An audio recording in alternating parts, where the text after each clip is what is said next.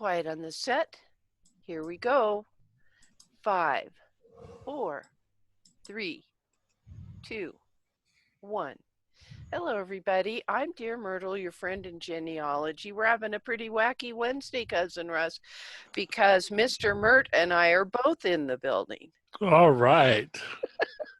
This is Mr. Mert's debut appearance on any Dear Myrtle webinar, and we appreciate it. Tonight, we're going to be discussing whether or not my ancestor was at Little Bighorn with Custer. Now, this is a work in progress, and I pretty much know the answer, but I have more records to look at. And so at first I was kind of on the fence, Cousin Russ, about whether or not I should even have this discussion tonight, except that I think there's some value in seeing that people don't always know all the answers about their ancestor. There's a process you go through and a cycle, and that's what we want to talk about tonight. Who's raising their hand? Somebody want to come up on the panel, or she probably just wants to make a comment. Before we go too far into this tonight, I'd like to bring up this point. We are going to be talking about the U.S. Army, and we're going to be talking about an Indian war. And so I want you to know that we're looking at this from as fair a historical perspective as possible without casting aspersions on either side, because you know that Cousin Russ and I are committed to being fair and equitable.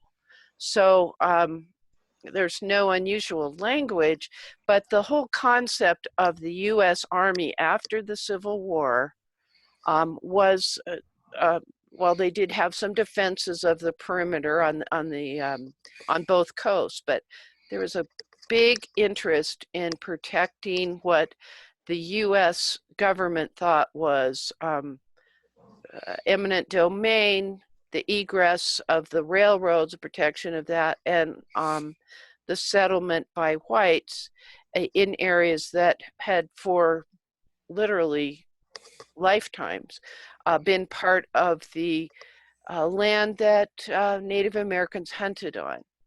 And so please understand that I'm not minimizing the Native American point of view.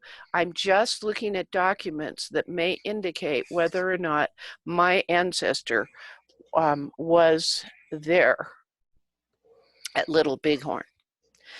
All right. I like it that you have one question to answer. It may take forever to find the answer, but I like one question to answer at a time. Yes. All right. We tend to do that. We're starting with one document, and Gordon and I were remarking as Mr. Mert and I were talking about this and preparing for this. You get one document that you think's going to solve a question, and it gives you 43 other questions to answer now. Got to do more research. So we're going to start with an 1876 U.S. Regular Army enlistment paper that came to me because of a shaky leaf at Ancestry that specifically named my ancestor. So since it's that time period post-Civil War, in 1876 rings a bell for me for Little Bighorn. I was curious. So what do I know? I know that he was alive in 1876 and we want to know, I mean, this looks familiar. This is straight out of our Canadian study group, Russ. We talk about this all the time. Yes, we do. So what we'll have to look at records to search, and for me, that's a challenge. For Mr. Mert, it's not a challenge because he's a military historian. I'm pretty good on Civil War, pensions, and things like that. Then we're going to go look at some records, use that information, see if it helps us draw some conclusions, and see if it's enough to convince us Now, in addition to that, when we are going through that research process, I'm going to show you what kind of research notes I'm taking and how I deal with bright, shiny objects. And believe me, Mr. Mert and I went down a couple of rabbit holes. Russ saw the preview and it was like, oh boy. Citing as I go works. And when Mr. Mert and I looked through this last night, he said, forgot to cite this thing. Yeah. And Russ, remind me, I want to talk about when to actually insert the documents and the narrative, the conclusion, my proof argument into my pedigree-based genealogy software. So that's good. I think it's important that you did not put it into your software when you started the process. Nope, couldn't do it. But I'll tell you what I am willing to do. I am willing to put the Army enlistment in, and I'll show you why. This is my ancestor, Charles Switzer Weiser. On most government documents, he's listed as Charles S. Weiser, but our family tradition is that Switzer is his middle name. We know about him being born in Delaware County, Ohio, and that he died in Twin Falls. Mr. Mert took me there to that cemetery, and that was one of those where we drove in and had nowhere, there was no directory or anything, and we happened to park the car about 20 feet away from the tombstone. He's my great-grandfather. This is the one my dad said was a ne'er-do-well, meaning never gainfully employed. Now, I obviously know you can't read this register of enlistment. He happens to be on line 1, so I've zoomed in. This is a 2-page spread in a big book. This is a register of enlistment, and here we've got, let's see if I can get a little annotation spotlighter to make it easier.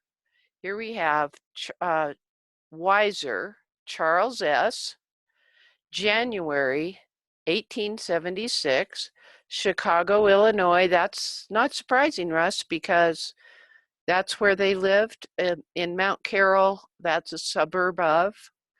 That's where his mother died. This is a lieutenant who enlisted him. It's for a period of 5 years.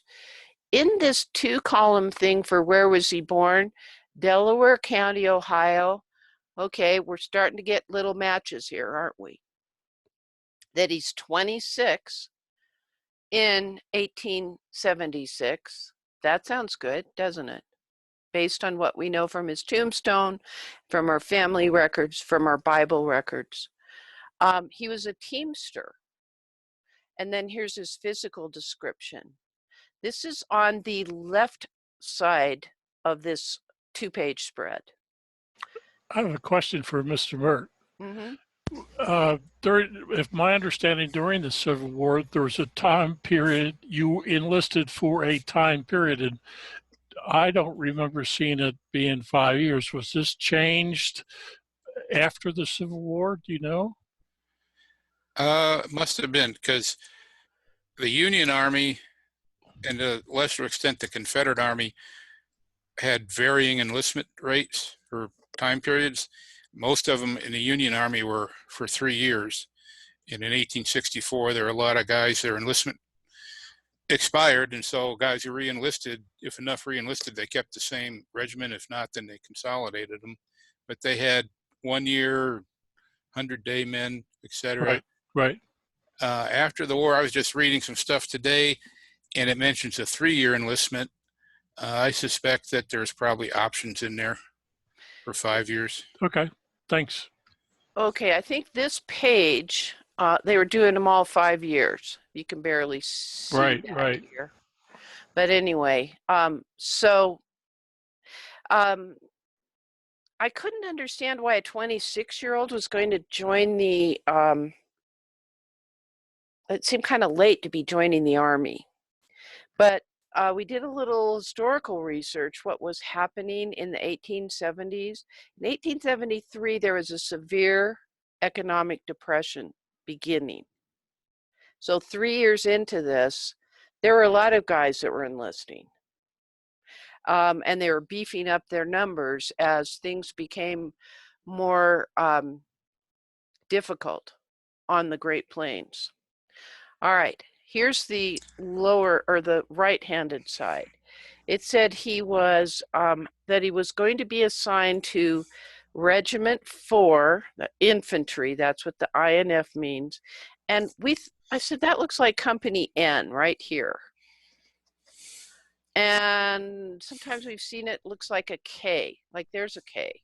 It's not really a K, could be an H. We didn't know what his company assignment was going to be, but it was 4th Infantry. And Mr. Mert knew, because we travel across I-80 a lot, that Fort Bridger is where the 4th Infantry had a lot of their folks stationed. And I'll show you some other documents, that he was subsequently discharged in 1881.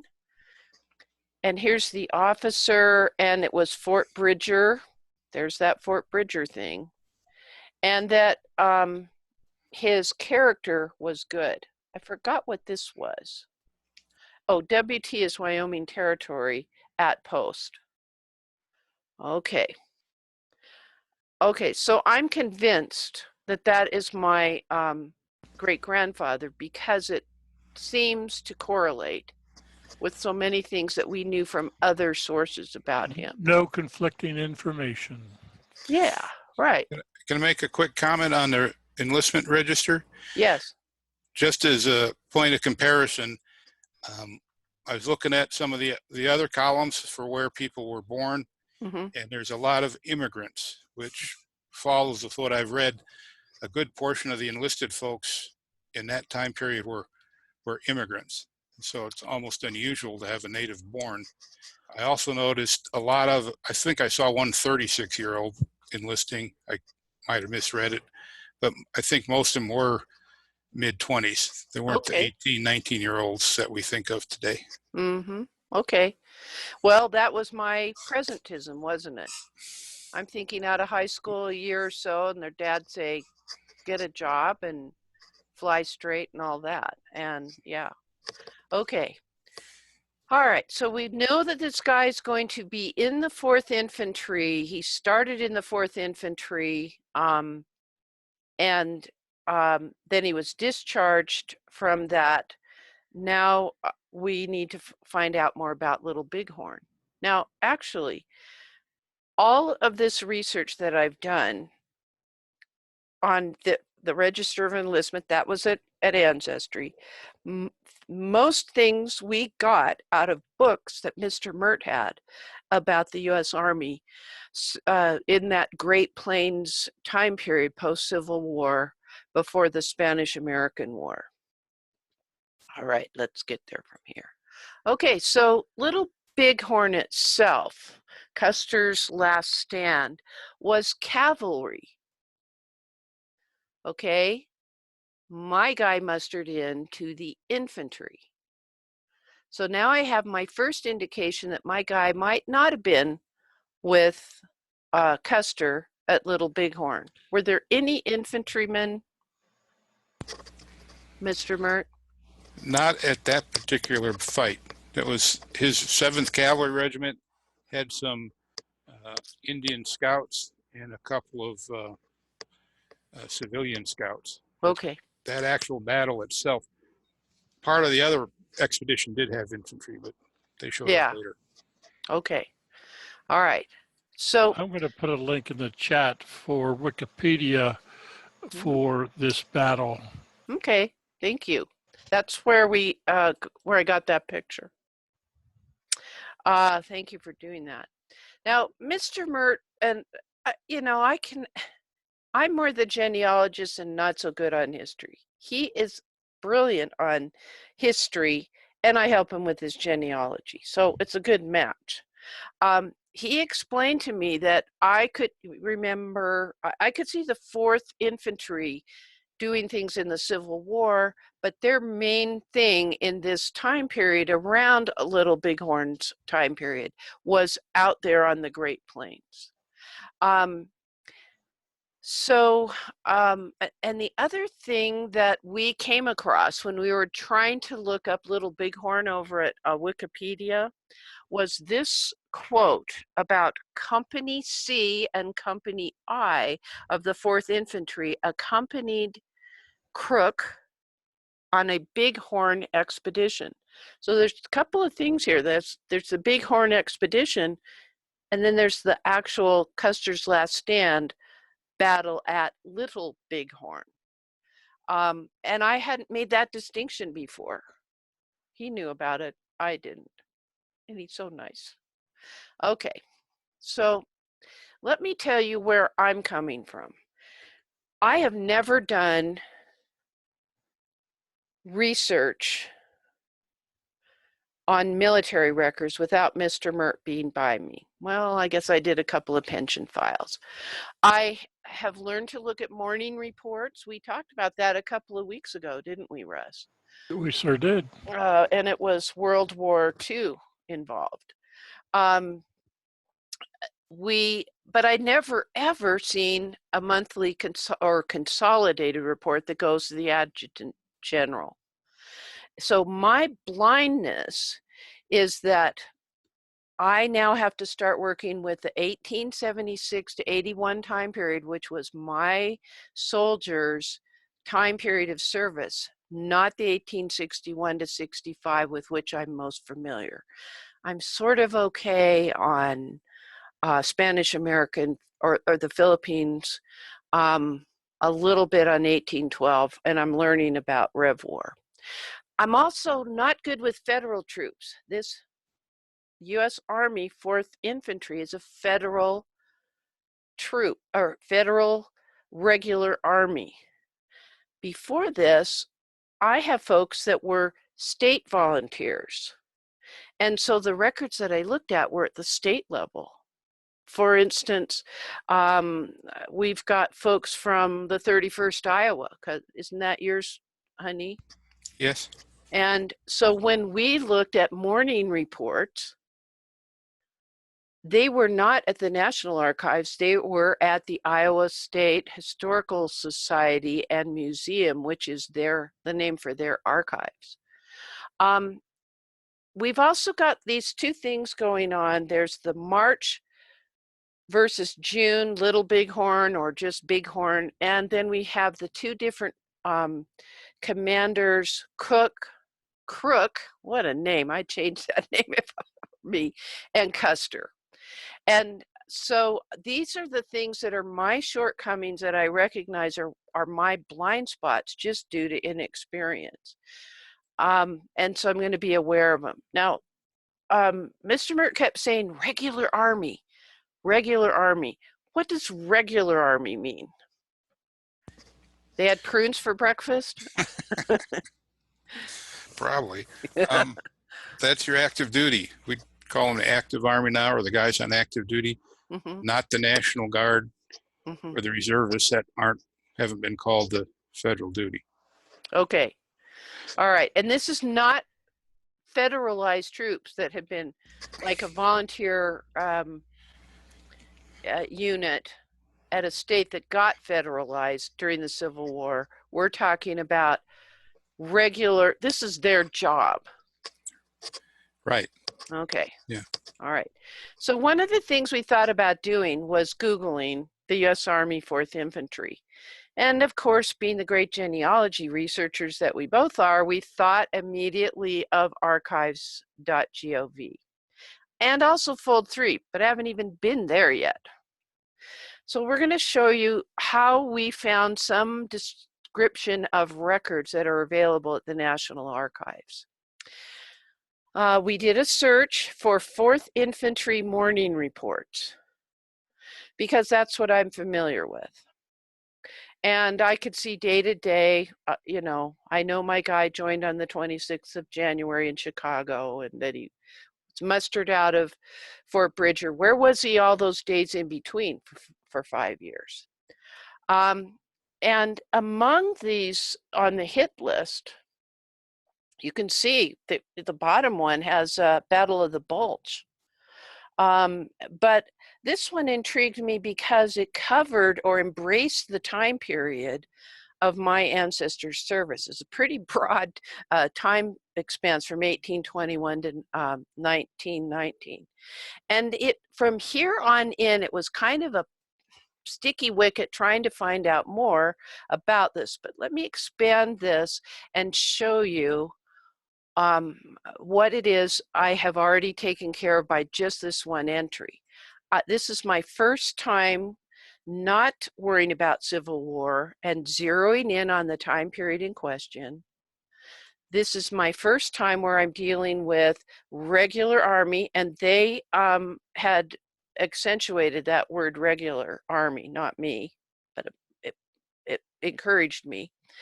And this may or may not, once I get into it, answer whether or not my fellow was with Crook in March of that year or with Custer in June of that year.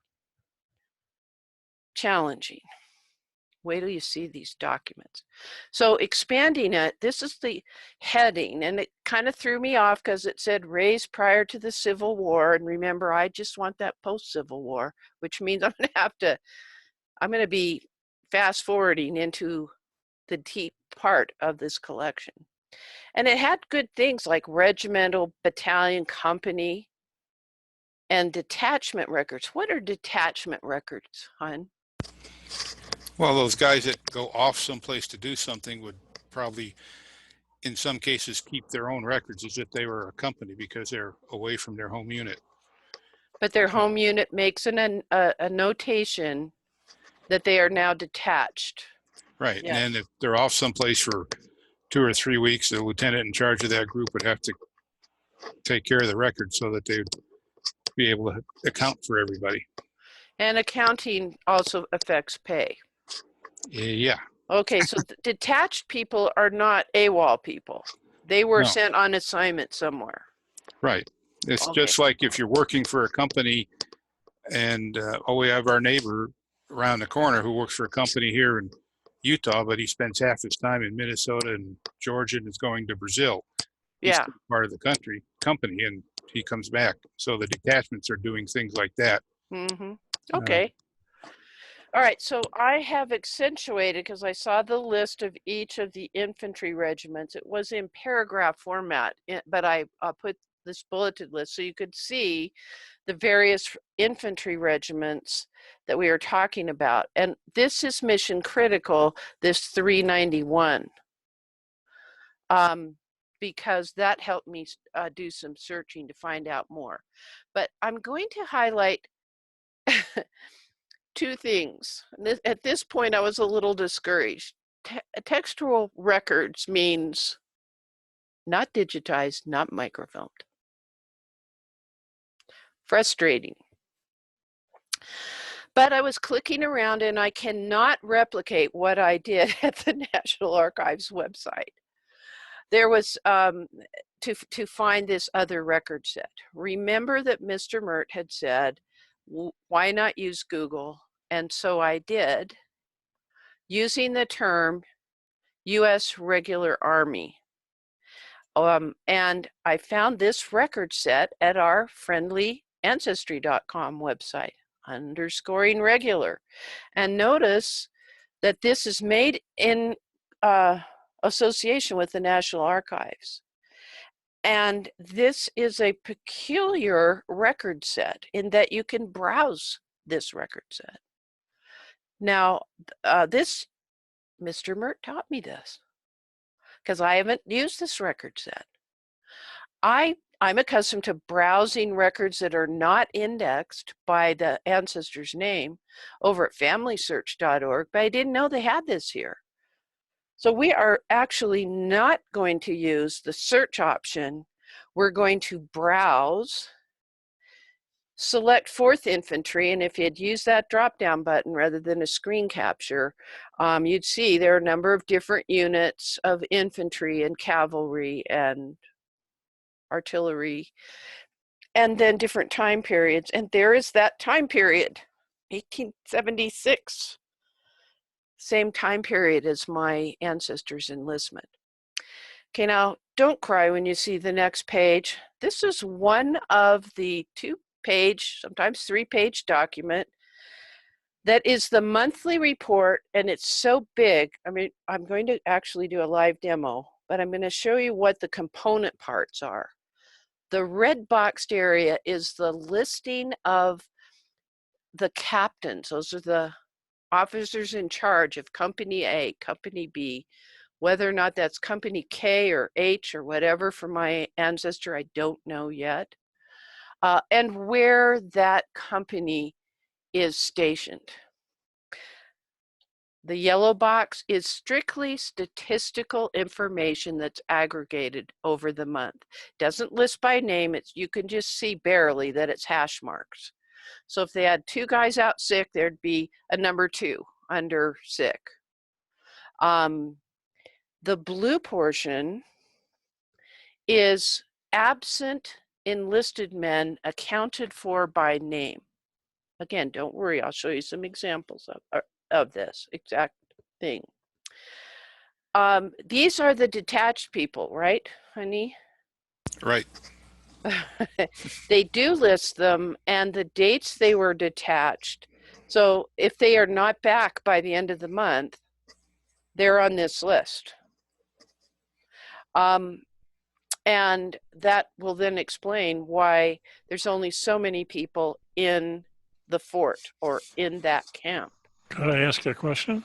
You bet.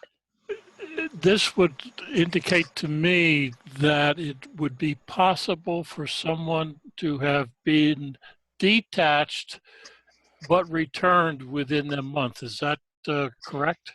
It's possible. I've seen it both ways. Okay. And I've only looked at almost 2 years worth of these records. It takes about a good half an hour to look at every single name on the page. You don't want to just look for your guy. You want to see where do people tend to be going. I have seen it where people did come and go in the same month and they're listed as coming as being absent and being returned. Cool. I've also seen it where there's no mention and they're suddenly returned. So that meant on some other earlier, before January 1876, there had to be a mention of his being detached to go somewhere, but he wasn't showing up until he was returned. This last portion, the kind of purpley pink, I don't know what color that is. That's an interesting thing called record of events. And when we talked with Jennifer Hollick, that was a big portion of the morning reports where it said we were, we walked 3 miles, we did this and that. But we're talking about a whole infantry, is it a regiment with multiple companies? Is that the right term? Companies are in a regiment, hon? Right. 10 companies to a regiment. Okay. All right. So, so those are kind of general because you can just see there's only 2 paragraphs there, even though you can't read them. And those are kind of brief, but this is what I had access to. And we, again, need to know if it's going to solve my question, was he with Custer? Is your hat driving you nuts with the speaker headset thing on? See? All right, this is the back side of the form. And again, it lists the officers, not just the captain, but his first lieutenant. And then where they each were during that month is could be listed under remarks and what company they're in charge of. The green portion is the gains. Now, what's not shown on this particular example are losses. And losses could be somebody who was court-martialed and sent to Leavenworth, Kansas to the military prison there. I've seen that from the 4th Infantry. It could be that he was sent to the insane asylum in Washington, D.C., and I tried not to make political statements about that one. We saw that last night. All right, so I want to assure you that, remember I said there could be a 3rd page. It's sort of like if the listing of what the gains or losses are is too big, it's like they take another piece of paper and almost glue it to the bottom of this one. And so the front side will look kind of blank, and the other side will be able to accommodate an extensive list of gains or losses. All right, so we're going to actually zoom in on this thing. I said it takes about half an hour, sometimes longer, but I had Mr. Mert right there. I had it up on my big screen TV in the family room. So we had two eyes trying to decipher things, and I looked at every one of those commanders, their first officers, I knew where the musicians were. I knew who was detached. I was looking for other names, and I didn't find any names that I recognized, surnames that I recognized. So it wasn't like it was a fan club per se that I recognized. All right, now this is under gains, and I have zoomed in on this very tippy top portion right here so that you could see what the column headings are, because basically it's just lined paper, and the who keeps track of this, hun? What's the name of the clerk? I don't know, but anyway, he uses these columns and adds his own labels at the top. So if he had no gains this month and it was all losses, he could adjust it and write losses there. But in this case, he said recruits from depot. I know it's hard to read, but I've zoomed in as much as I can. The name of the depot is the Cheyenne, Cheyenne, WT for Wyoming Territory. The date is April 16th, 1876. Unassigned, found out that phrase, means he's come in, but they haven't yet had their local fellow say, yeah, you're really going to Company K, or you're really going to Company H, or whatever. And that he was received. And this guy's name was Joseph A. Breck, or something like that. Now my guy, this is April. He mustered in January 26th of that same year. Here he is as person number 57, Charles S. Weiser, and it's all dittos, and the 16th, and ditto again. So he came in and actually got to his, okay, it's not company, it's regiment, the 4th Infantry Regiment, on the 16th of April. What did he do in the meantime? I have some news. Okay, let me show you something else. Okay, those are the significant dates. So I now know that he was born in Ohio. He lived in Chicago. He mustered in Chicago. And let me show you what I'm doing here with this. Why did we start compiling this Microsoft Word document, Gordon? So you could have a timeline, basically. Yeah. So here's the description of that record set I thought I was going to use. And so I put it there right away. Then I found out it was textual, and that means I may need to look or hire a researcher, or go there myself. Or Carol, I'm going to hire you.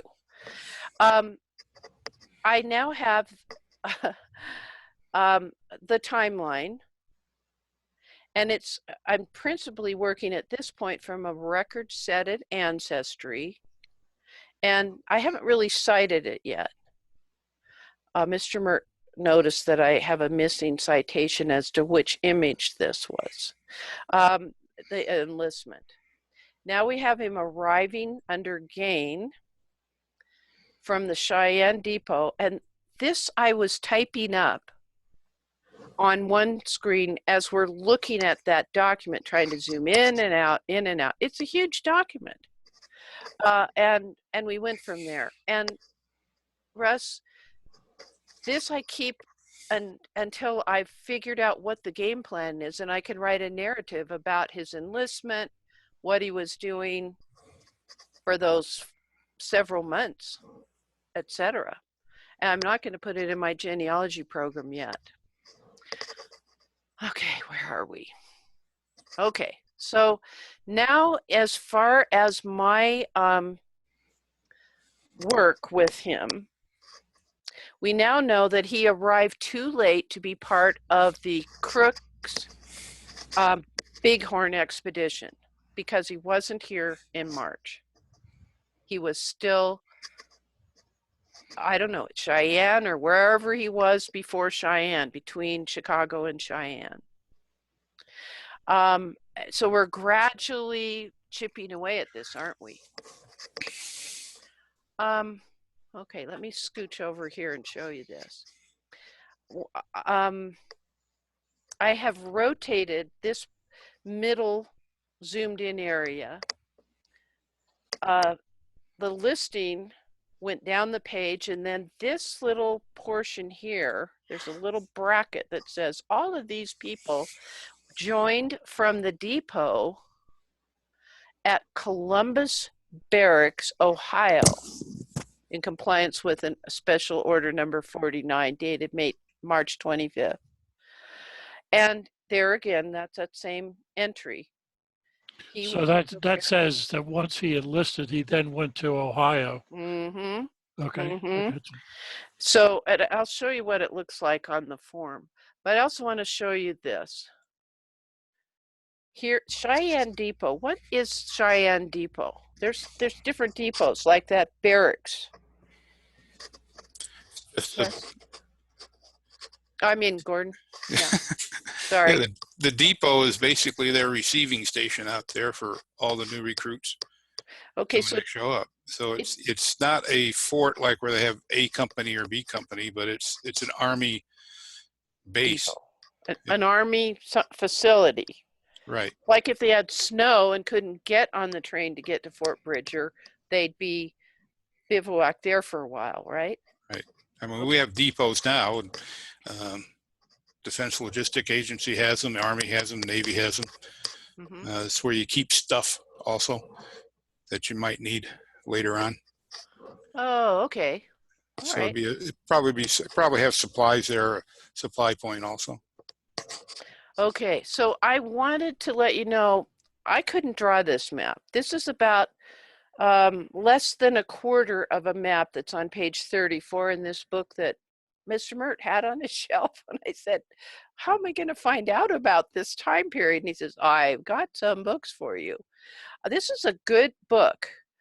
The U.S. Army on the Plains Indian War. It's compiled by a Mr. Chun who worked for the federal government at the point of his writing this. There's several of these. They're by Osprey Publishing Company in the UK. They're quite expensive, like $24 for a 100-page book. But for me, I'm not a military historian like Mr. Mert. I needed a quick and easy understanding with some maps, lines like here's the little Bighorn, here's the Bighorn, and I knew it was close to Fort Bridger. I don't know where all these camps are. I've drawn the red arrow for where he came through after being in Columbus, and the green arrow where he ended up being stationed at Fort Bridger. And there's pretty much nothing there. The cool thing about this is that that book taught me about strategies and how companies were organized. And typically there could be, typically in the reports that I looked at, there could be 25 folks. But did you tell me that companies could have more than that in this post-Civil War time period? Infantry company had roughly 45 men on paper, if you will. Of course, that varied, and usually it was less. So their authorized strength is about 45. I think I read in that book the Entire 4th Regiment was authorized around 450, 60 guys. Okay. You've got the regimental headquarters also and the band. Yeah. I highly recommend this book because it also explained to me how fighting on the plains was different because of the terrain, and because unlike fighting to overcome and take over the city of Richmond, or the Germans coming to take over certain cities during World War II in France, that's a fixed target. But the Native Americans are a more mobile group, and except in the wintertime, when the horses are weaker, their fighting force is extremely mobile and very capable. So they couldn't just be lining up opposite the other side and shooting at each other. And so there was something about the logistics of how things were worked out. And the worst problem they had was they didn't have walkie-talkies, if you ask me, because they had a three-pronged approach and could not coordinate because you couldn't see the other guy. Couldn't send up smoke signals. Okay, I digress. So here's what I know so far. I mentioned the Delaware County. This guy was born in Delaware County, Ohio, Chicago, Illinois. His mom died there. Columbus Barracks, Ohio, Cheyenne Depot, Wyoming Territory, and then to Fort Bridger. Now, this gentleman married my great-grandmother, who was born in the middle part of Utah, Sanpete County. And they met. She was born there, and they got married up in Idaho. I have that document. But I'm finally figuring out how he got west. But that's a bright, shiny object, isn't it, Cousin Russ? Yep. But that wasn't my question. Was he there with Custer? So when I run across these things, I put it in my write-up. Now, I think at the point, here it is. In July, Company H First Lieutenant, his first lieutenant, not his commanding officer, but the second guy in charge, was assigned to the Ute Indian Reservation. He was also and detached. Oh, there were other soldiers from other companies, not Company H, that were detached to Fort Douglas in Utah, which is up by University of Utah now, in the greater Salt Lake City area. So, and in fact, I made a parenthetical remark here. Is this how Charles Weiser hears about the gorgeous Mormon girls? I don't know. But I had to put that there so I get it out of my mind. All right, let's go take a look at the actual document. All right, so I have zoomed way in. I imagine, have you ever seen any of these in person, Mr. Mert? You're muted. You're muted. Oh, I thought I unmuted there. Yeah. Yeah, I remember seeing one or two at the archives when they were on microfilm. And I think the volunteer units in the Civil War filled out similar documents, if not the same ones. Mm-hmm. Okay. So remember I said that one of the columns listed the commanding officers. Let me zoom in even more, make it a little bit easier. Okay. So here is the colonel and lieutenant colonel and major.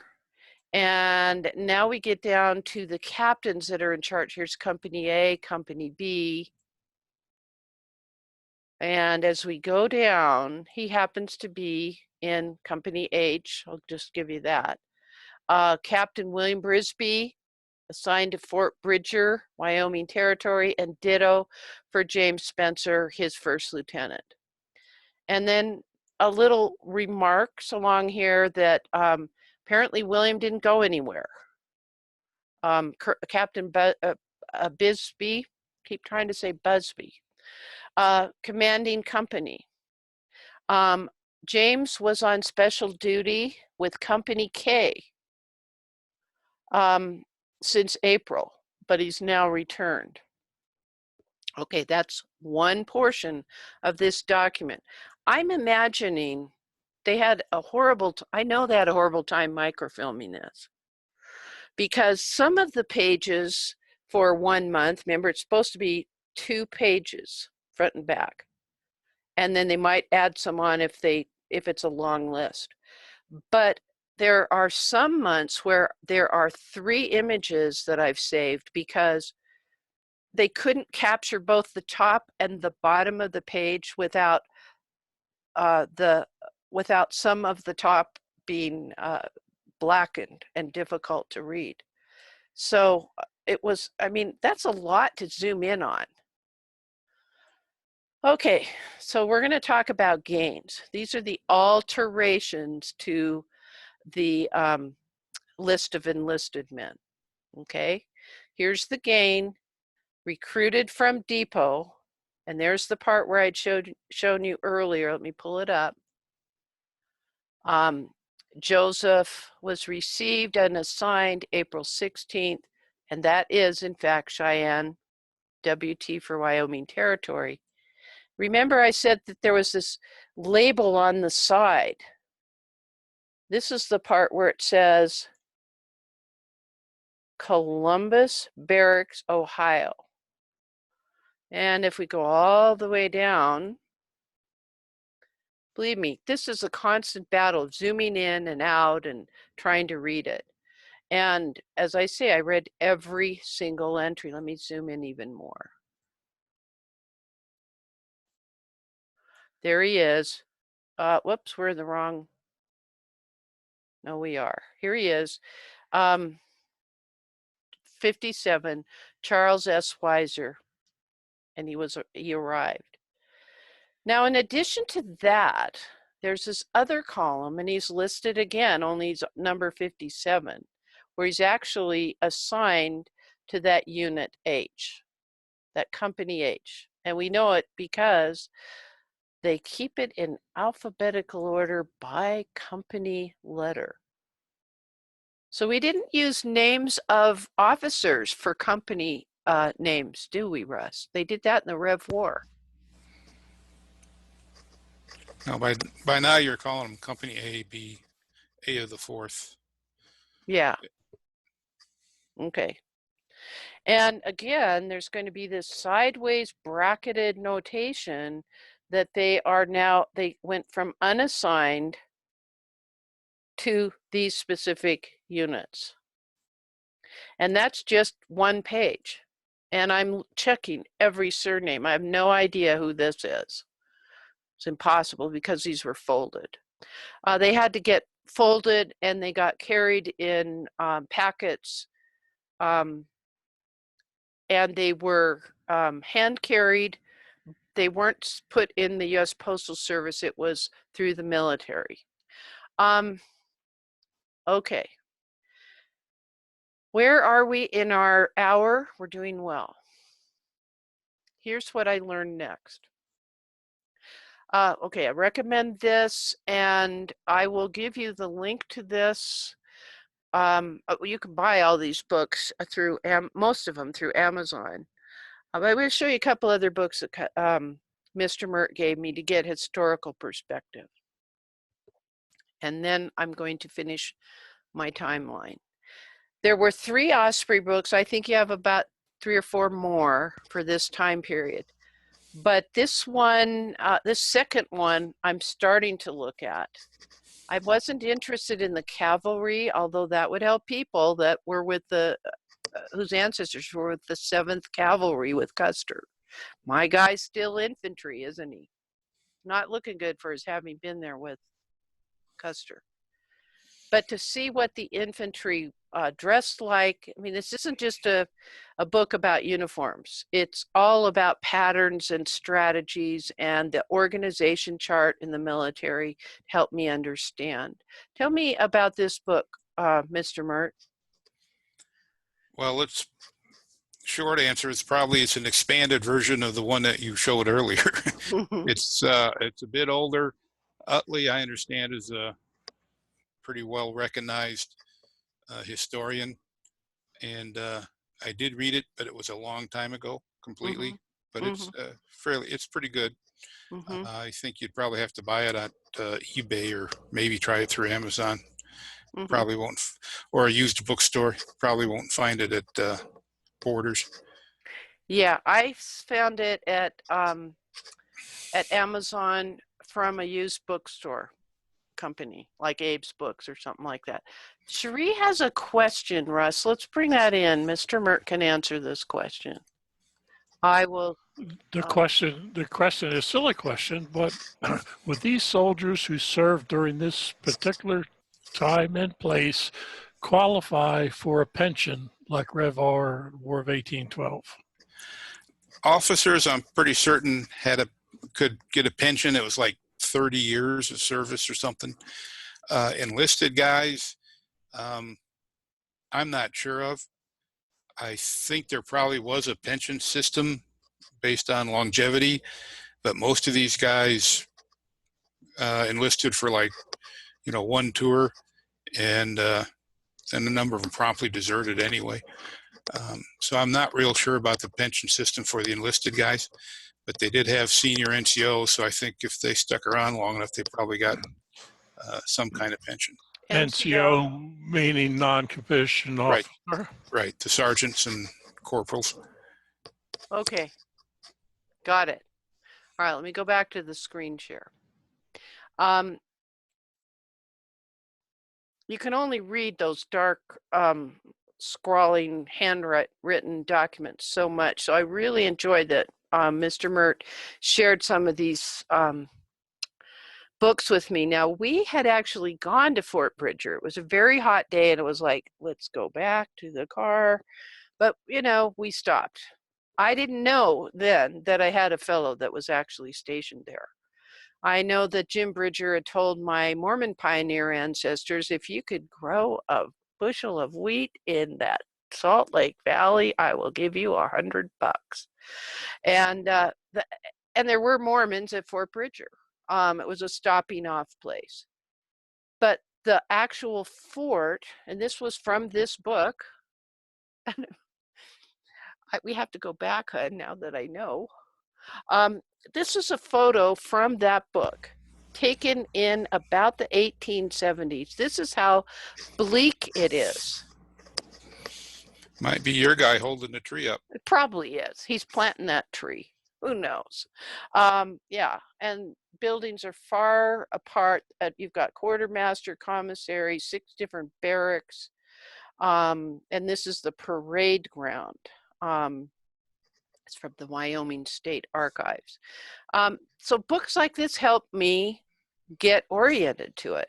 I think a part of the problem of Little Bighorn was there were hills and valleys in the waterway and things like that, and so you could not see your second and third lines of defense. But here at this fort, it's very bleak. However, nowadays they have a really good quilt shop in town. I digress.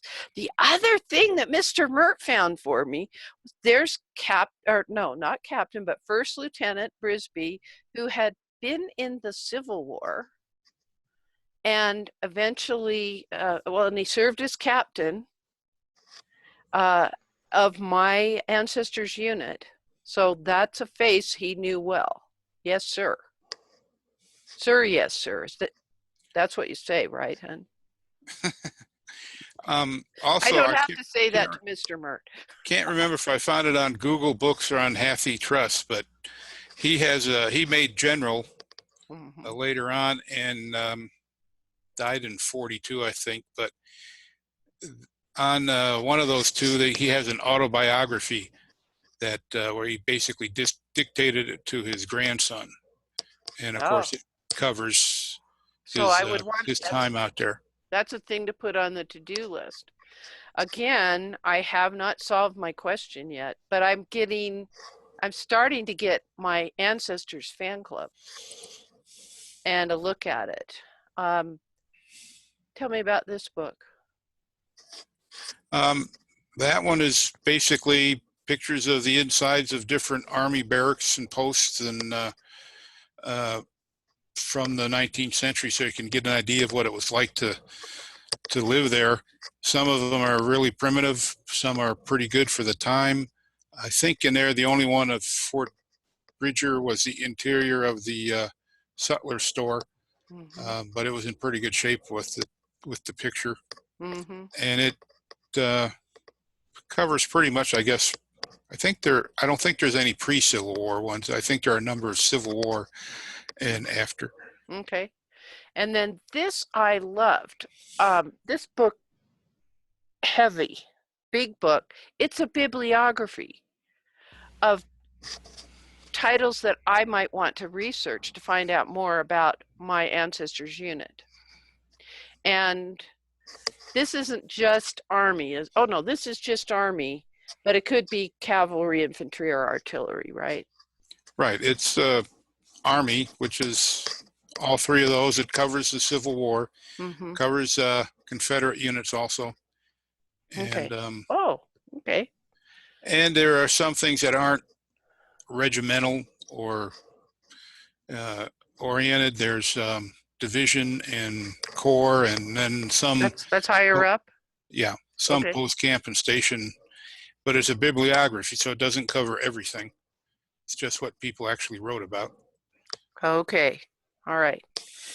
All right. We're going to go exploring just a little bit more in my worksheet, because rather than try to deal with those very large multi-page documents, I'm going to tell you what I've learned about my ancestor. And most of these they're all from these monthly reports, with the exception of things like our brief digress to find out about the Columbus Barracks.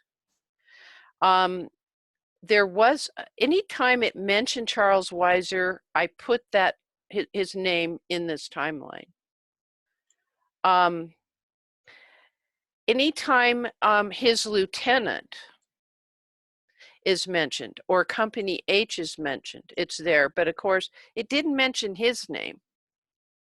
There are times when entire companies have gone somewhere, like the ones that did go with General Crook. Their company, was it DNF, I think? I believe it's DNF, yeah. Yeah, and they did not, I mean, I would go nuts showing you all those monthly reports, but they didn't list every fellow. They just said the whole unit went. So that's why I couldn't do anything searching. I would miss all this stuff that's happening in between. Where, the one where his lieutenant went to Salt Lake City, my guy didn't go to Salt Lake City, but when his first lieutenant came back, do you think they may have talked about it? Do we talk with first lieutenants or not? Well, if there's only 40 guys on a post, you're probably talking to each other. Yeah. All right. Well, yes. Let me cancel that spotlight video. So can you see my Microsoft Word document, Russ? Yep. All right. There was a time in, this was July. We went from April when he got assigned. July, he's still not mentioned. And then we're into August, and he is detached from his regular Company H to Medicine Bow, Wyoming. They didn't explain why, they just said he was detached. So we have now passed the time period of Little Bighorn. So we are at this point understanding that my guy was in the 4th Infantry, and there were a couple of units that did go, but not my fellow in Company H. There's some other interesting things that I came across, because I just kept going. I want to look at every one of these monthly reports, an hour or more to decipher them, add them, transcribe significant parts, save them to my hard drive. I'm still not yet attaching them to my Ancestor yet. I have a folder, well, I think I'll close that. I have a folder for each year of his service. That way I can keep track of all these documents. in September, his captain goes away to Fort Sanders, which is near Laramie. Believe me, somebody or Alex said, thanks for the map. You definitely want the map because there's more than that map, and that was only a part of it. It didn't show Texas. It didn't show much of Utah and down into New Mexico and Arizona. It didn't, and at different time periods, different forts were active or not active or not built yet. So there are a series of those kind of maps in that book, Alec. Okay, in October, they were sent to Fort Sanders, Wyoming Territory, the whole group. Now, in November, they left Fort Sanders, and I put in parentheses, and my guy. And why did I put it in the square brackets? Editorial comment. Yeah, it didn't mention him in that. And so if I had searched for that, for a mention of him in that database at Ancestry, this wouldn't have come up. I wouldn't have known he'd gone to Fort Sanders and that he went to North Platte by USRR, United States Railroad. Mr. Burt, could you speak to the assignment that the 4th Infantry had on the plains with regard to railroad and incoming white settlers? Well, one of the big missions for the Army then was to basically escort wagon trains and protect the railroads from hostiles. And most of the time, it was not big expeditions with big battles like Little Bighorn or Rosebud.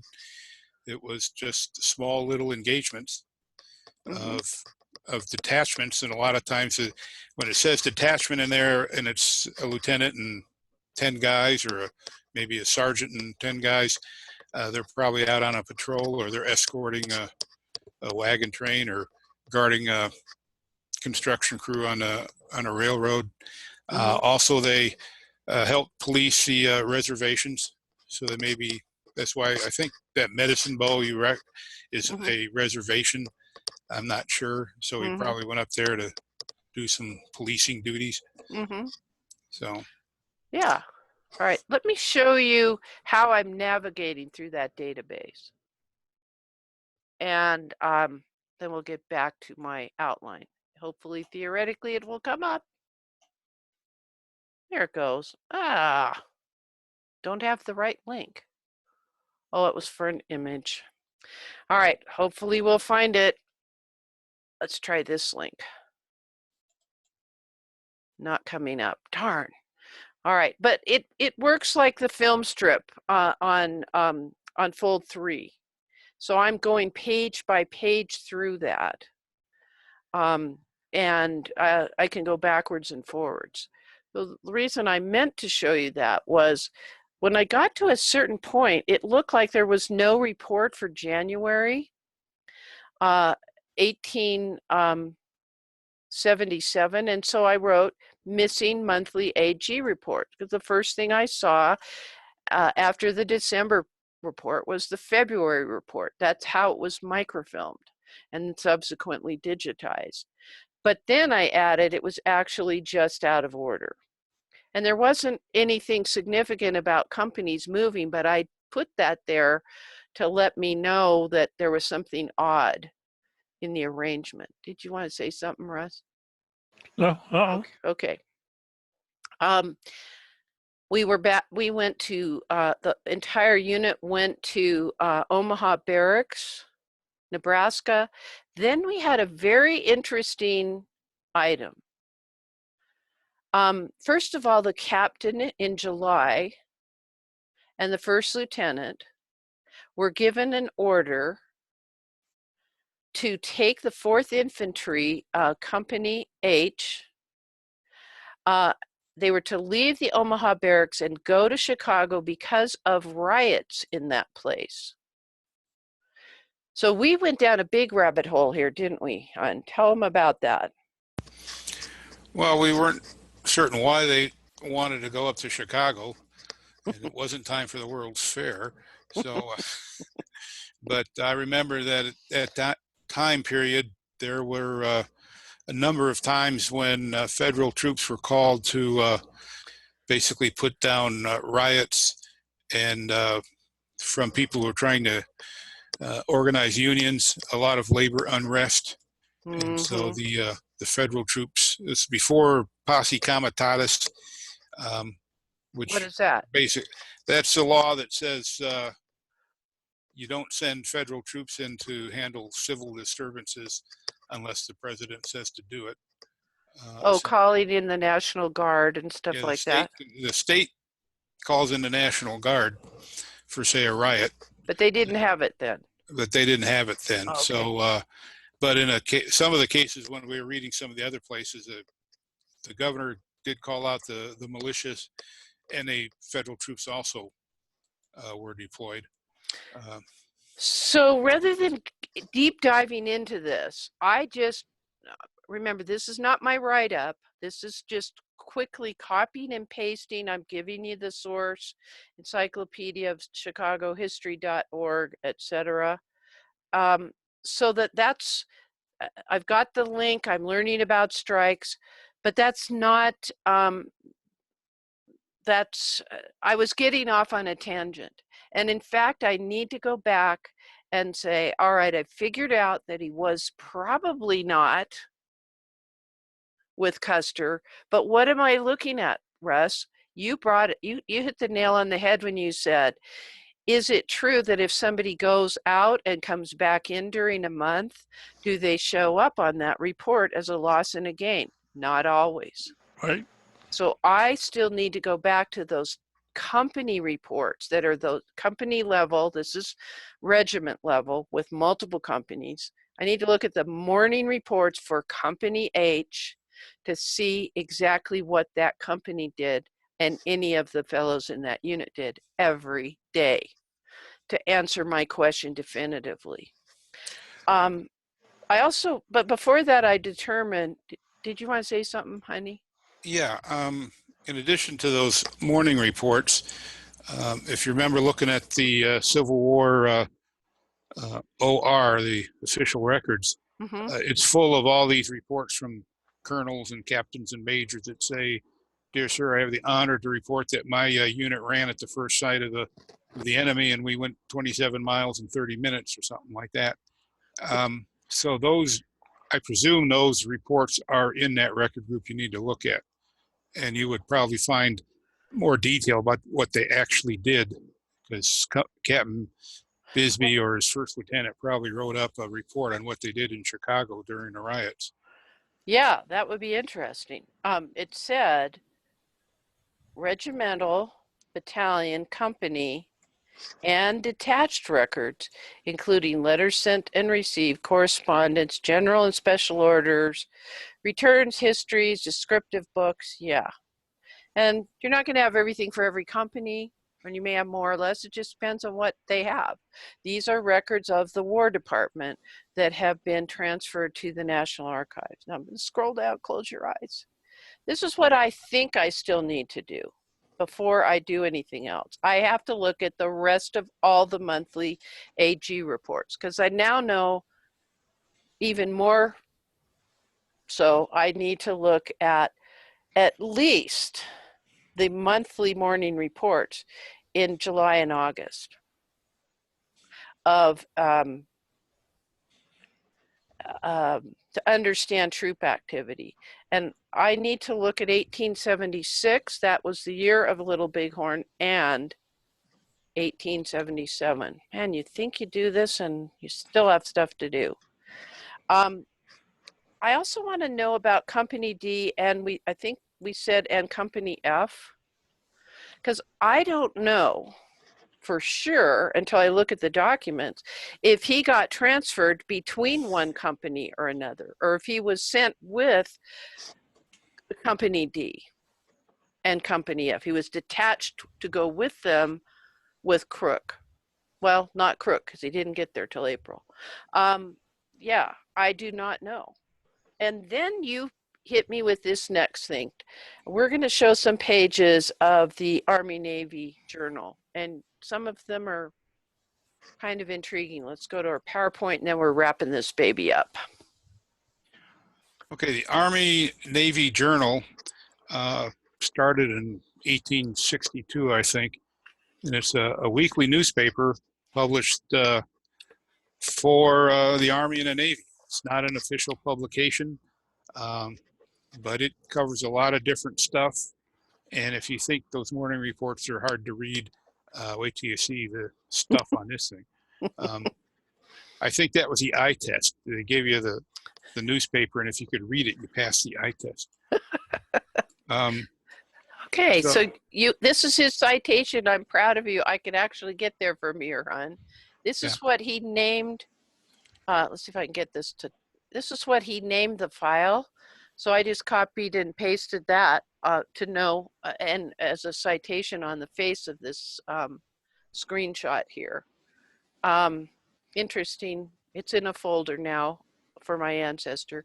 But you mentioned Hathi Trust. How is this website for navigation? Do you have to belong to it? I went to it, and this is all free. Somewhere on there, it's got, if you want to download the entire document, you need to sign in, and I'm not familiar with how you become a member or not. Also notice that my search on this was Army and Navy Journal, and it came up with the United States Army and Naval Journal and Gazette of the Regular and Volunteer Forces. Another one came up, has the word Air Force in it on one of but it was for the same document, so it's sort of squirrely in that sense. I haven't used it that often, but okay. There's basically comes out, there's like 20 or 30 volumes of it, and this is an article, what is it, from April, and you can see on it's not real sharp images, but you can read it. This is the one for the General Crook's Indian Expedition in April. I haven't read it all the way, but it gives you a lot. It's a newspaper, so it's your first blush of history. And so this covers that. It also has, and there's a lot of information in there about mostly officers, about their transfers, when they are detached, what they're doing when they go on leave.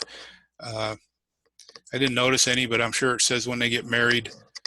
So if you happen to be researching a individual who's an officer, you can go through this and search for him by name and see when he was going different places. So you typed in Crook?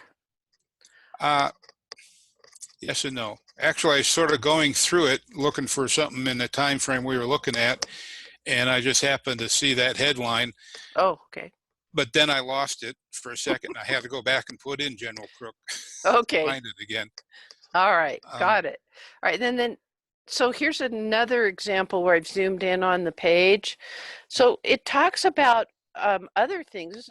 This is not related to our case study, but gives us an example of what we might find about impeachment proceedings. This Belknap fellow was the Secretary of War under President Grant, and he basically had to resign, and they impeached him because of graft. But one of the things he did was he changed the way the Army reported, and General Sherman and he did not get along. And that is covered a little bit in that orange book on the organization of the Army. It's actually pretty interesting about how screwed up the command structure was. So we're going to see some type of a report. Do we know who the author is of this? Of each of these articles? Is it at the bottom? I mean, here's the bottom of this article, and I'm not seeing who the author is. So how do we know? I mean, there's no byline to quote. You're just quoting the column and the page, etc. Right. So we don't know. It's the source of the information is undetermined, one of those words, but it may give us big hints, right? Right. I mean, you can see, I'm sure that in there's probably articles on what the Chicago riots were. We saw the one there on the first battle for the General Crook. I'm sure all sorts of stuff on Little Bighorn, but it also has little items about. I did see one where some city in Nebraska was scared of some Indians, had seen some Indians around, and they probably telegraphed to, I think it was Captain Brisby, who was stationed in Nebraska at the time with his guys, and they did send out people to help protect the town. And so you'll see that this is published weekly, so you won't get the entire story. Sometimes you may have to read 2 or 3 issues, and they may drop 1 or 2 items. I can hear you typing or something. Oh, well, that's just my wire hitting me here. Oh, okay. Well, we'll quit hitting you with the wire. All There. right. Well, so this is a whole new resource I've never considered. And so you're saying this is good for Civil War? Through it goes, I'm not sure when it ends, sometime in the 20th century. Yeah, okay. So it may help us. It could help you with your Philippine insurrection.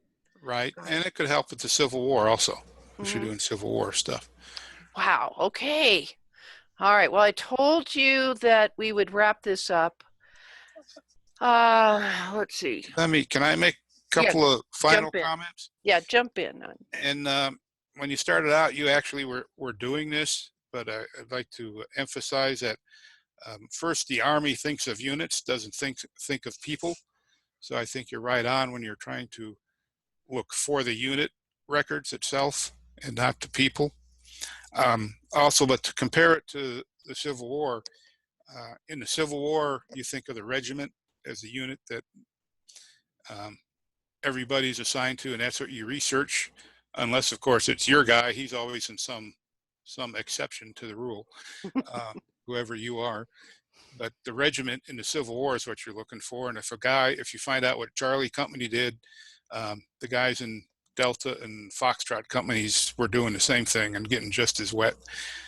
At this time frame, you're talking about the company. So you're looking for the company. We didn't notice it, but you've got 10 companies to the regiment. You notice they were at 5 or 6 different locations. So they weren't all together. And I think at some time, if you can remember that map you did show, there were like 3 colors on it. The Army was, if you think of the big Army, the headquarters, where Sherman or Grant are in charge of, it was then divided into what they call divisions, which are geographical. And then the divisions were subdivided into departments. And so I think this is the division of the Missouri. And the white part is, I think, the Department of Dakota or something like that. It is, yeah. The blue is the Department of the Platte. The gray is the Department of Missouri, I think. And then if Texas, it's Department of Texas. In this particular division, Louisiana and Arkansas were the Department of the South, and sometimes they're part of this division, sometimes they're part of a different division. And then there's the Department of the Division of the Pacific. And this particular book covers mostly the plains, doesn't cover the Texas or California or the Southeast or the East. But the Army level stuff is applicable to everybody.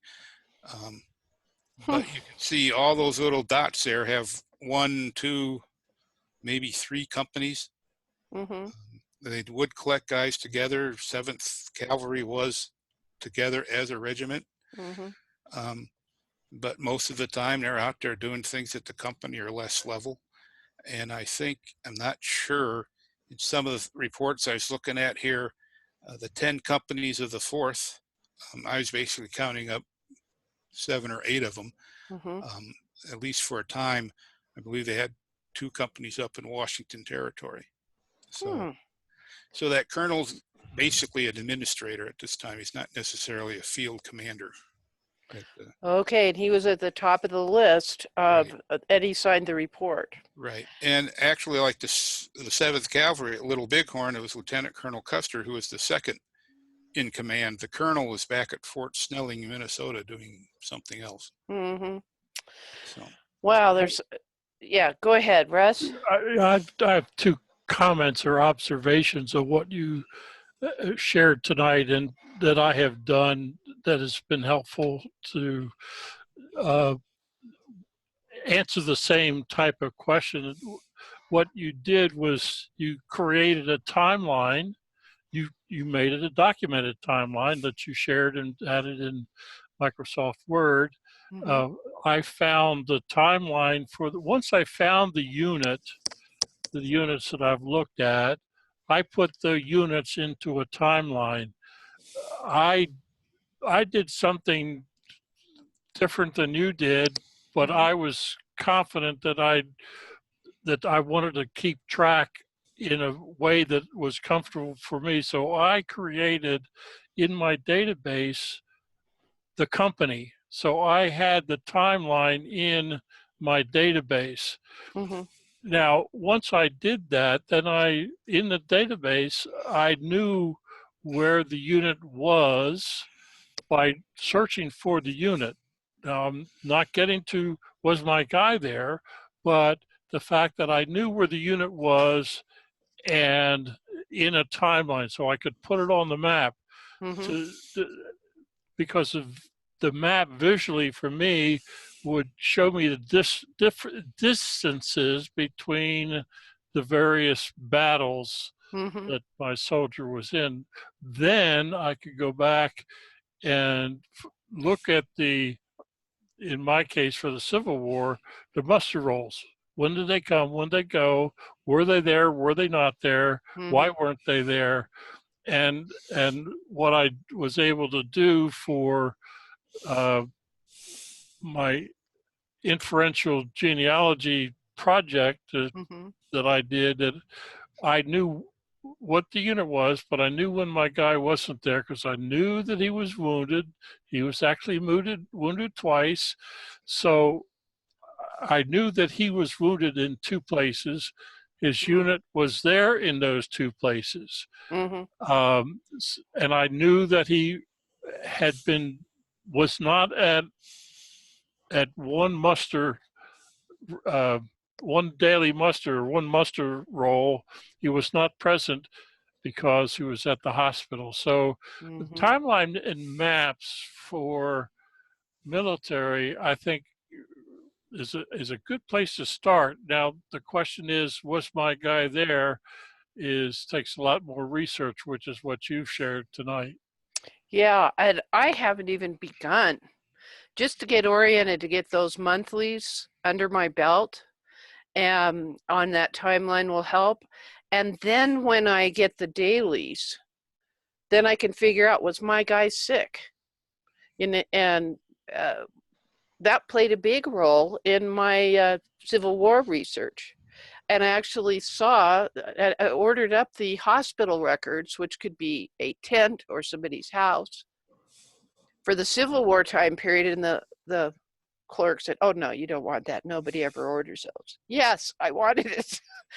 I wanted to know when did he get to that hospital?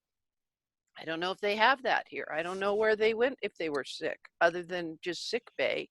Did they have a camp doctor? Sometimes yes, frequently no.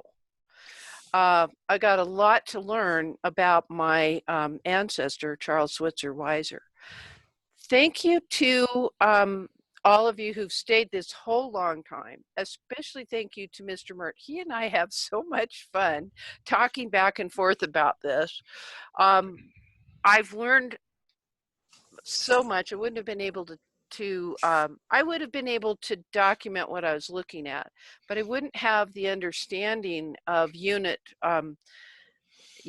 and their lines of battle and the strategies for it, and what the West Point graduates didn't know. And it was a good thing all the senior officers were former Civil War soldiers, because they could think on the fly. And you had to think on the fly when you're out with prairie dogs and rolling hills and sudden snowstorms that happen even now and can decimate an entire herd of buffalo, or cattle, as the case may be. And so there's a lot more work. I don't want to just have you see the finished product. I haven't answered all my questions, but you can tell we're having a blast working it out. And your to-do list is getting longer. Oh, it is. It is. And I don't have to worry about what happened in Chicago, because I have enough there. I can come back to it, and there's a link, and I can do more research. I'm just trying to slog through these monthly reports of the adjutant. Sweetheart, thank you for being here tonight. You have a different headset and a different webcam. This is your first time on a Zoom webinar panel. What did you think of the experience? You got to say it was good. I couldn't stand it. No, it was great. The only thing I guess I just thought of it, that one book that we've been talking about mentions how the West Pointers were taught how to fight the big battles in Europe, etc., like the Civil War, and they went out and were doing basically counter guerrilla type stuff. We had the same problem in 1898 with the Philippine insurrection, and the same problem in Vietnam. We had prepped for the big war, and then we ended up fighting smaller ones. Same thing probably in the Mideast now, but the Army has to be prepared to do both. Mm-hmm. It's a daunting task. Thank you, everyone, for understanding that we were being as objective as possible, and we are using the phrases. You heard Mr. Mert use the term hostiles when referring to the Native Americans, and I noticed that as part of the description of General Cook's interaction with Crazy Horse before the Battle of Little Bighorn, but just in the Bighorn expedition, two separate things.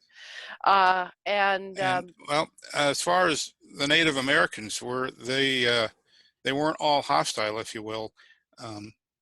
We had a number of scouts that were Native Americans. You may have heard of the Apache Scouts.